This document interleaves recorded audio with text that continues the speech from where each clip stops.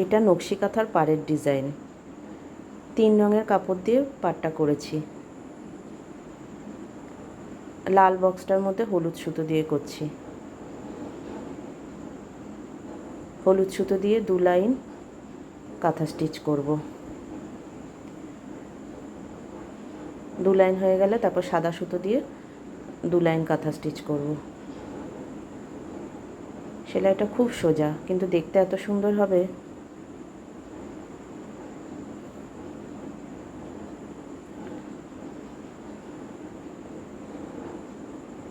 এবার সাদা সুতো দিয়ে করছি।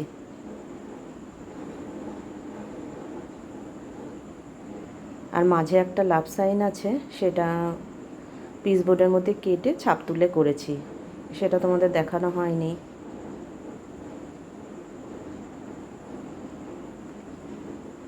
লাভ সাইনটাও হলুদ সুতো দিয়ে করব।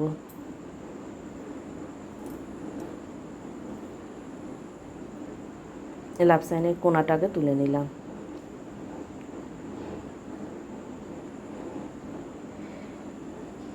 লাভ সাইনটাও এইভাবে 3 লাইন করব।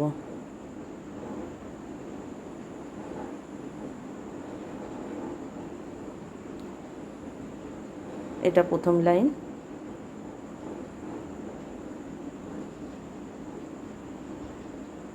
এই যে এবার দ্বিতীয় লাইন।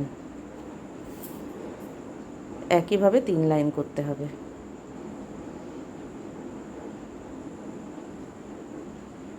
কত সুন্দর দেখতে হয়েছে।